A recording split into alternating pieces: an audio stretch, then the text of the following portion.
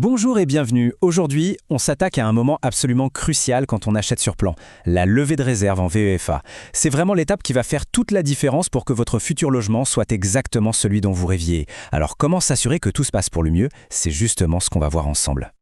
Allez, on commence tout de suite avec un chiffre qui, il faut le dire, fait un peu froid dans le dos. Savez-vous que plus de 80% des logements neufs en VFA auraient des défauts à la livraison? C'est énorme. Et ça nous montre bien pourquoi la procédure dont on va parler est si importante. Maîtriser la levée de réserve, ce n'est pas juste une formalité, c'est une nécessité absolue pour protéger son projet. Alors, pour y voir clair, voici notre programme. On va d'abord parler de ce fameux risque caché du neuf. Ensuite, on plongera dans le mécanisme de la levée de réserve pour bien comprendre comment ça marche. Puis, on verra quels sont vos droits, mais aussi vos devoirs, le rôle essentiel de l'expert et bien sûr les garanties légales qui vous couvrent. Et on terminera sur la meilleure façon de sécuriser votre investissement.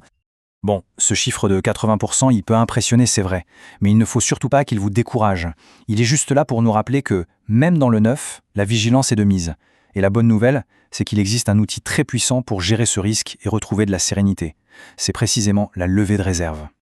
Alors, concrètement, la levée de réserve, qu'est-ce que c'est? Eh bien, il faut voir ça comme le point de contrôle final, le moment de vérité pour la qualité de votre bien. C'est tout le processus qui va permettre de vérifier que tout est bien conforme à ce qui était prévu dans le contrat et aux normes de construction. Et surtout, c'est ce qui vous donne le droit d'exiger la moindre correction avant de dire « OK, la livraison est terminée ». Ce processus, il se déroule en 3 grandes étapes. Première étape, l'inspection. Le jour de la remise des clés, on passe tout au peigne fin, du sol au plafond, idéalement avec un expert à ses côtés. Deuxième étape, le suivi. Une fois la liste des défauts établie, il faut rester en contact avec le promoteur, s'assurer que les travaux avancent. Et enfin, la conclusion. On fait une seconde visite pour valider que tout est bien corrigé. Une fois cette validation faite, la levée de réserve est terminée. Et là, seulement là, votre investissement est vraiment sécurisé. Mais attention, pour que ça marche, il faut bien comprendre que c'est une histoire d'équilibre. Il y a ce que l'on est en droit d'exiger, bien sûr, mais il y a aussi ce qu'on doit faire de son côté pour que ça avance. Regardons ça d'un peu plus près. En fait, il faut le voir comme un travail d'équipe. D'un côté, vous avez un droit fondamental, celui d'inspecter votre bien sous toutes les coutures et d'exiger que tout ce qui cloche soit réparé. De l'autre, vous avez un devoir, être proactif. Ça veut dire quoi?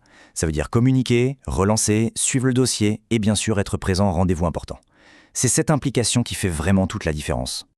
On ne va pas se mentir, se plonger dans les détails techniques, les normes de construction, les contrats de VFA, ça peut vite devenir un vrai casse-tête. C'est pour ça que se faire accompagner par un expert, ce n'est vraiment pas un luxe. C'est plutôt s'offrir les services d'un partenaire stratégique qui va s'assurer que tout se déroule sans accroc. Et là, bien sûr, vient la question essentielle. D'accord, mais comment on fait pour choisir le bon professionnel? Comment être certain de s'entourer de la meilleure expertise? Il y a des critères assez clairs à vérifier. En gros, il y a 4 piliers pour faire le bon choix. D'abord, cherchez quelqu'un qui a une vraie expérience spécifique en VFA. C'est un monde à part avec ses propres règles. Ensuite, il faut des connaissances techniques en béton pour repérer les défauts qu'un œil non averti ne verrait jamais. Pensez aussi, et c'est très important, à vérifier ses références et les avis d'anciens clients. Et enfin, un bon expert, c'est aussi un excellent communicant. Il doit être capable de vous expliquer simplement les choses et de négocier fermement avec le promoteur en votre nom. Et la question que tout le monde se pose, que se passe-t-il si des problèmes apparaissent plus tard, une fois qu'on est installé? Eh bien, sachez que la protection ne s'arrête pas le jour de la remise des clés. La loi a prévu des garanties très solides qui vous couvrent bien après. Il y a 2 garanties principales à avoir en tête. La première, c'est la garantie de parfait achèvement. Elle dure 1 an et elle couvre tous les petits défauts que vous auriez signalés. Une prise qui ne fonctionne pas, une rayure sur le carrelage. La seconde, c'est du lourd, la garantie décennale. Comme son nom l'indique, elle dure 10 ans. Et là, on parle de dommages bien plus graves, ceux qui peuvent compromettre la solidité du bâtiment ou le rendre impropre à l'habitation. Une fissure importante dans un mur porteur, par exemple. Un petit conseil très pratique pour finir, si jamais le promoteur traîne des pieds pour faire les réparations, n'attendez pas.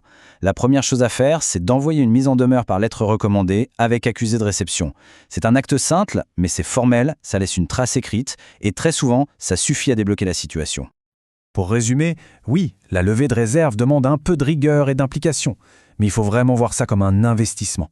C'est cette rigueur au départ qui vous achète des années de tranquillité d'esprit par la suite. C'est l'assurance que votre projet de vie correspondra en tout point à ce que vous aviez imaginé. Pour conclure, on le voit bien, la clé de tout, c'est une approche informée et méthodique. En maîtrisant la levée de réserve, on ne fait pas que sécuriser un achat immobilier, on s'assure de démarrer un tout nouveau chapitre de sa vie dans les meilleures conditions possibles. La vraie question finalement, c'est celle-ci. Est-on prêt à fournir ce petit effort au début pour garantir la sérénité du plus grand projet de sa vie ?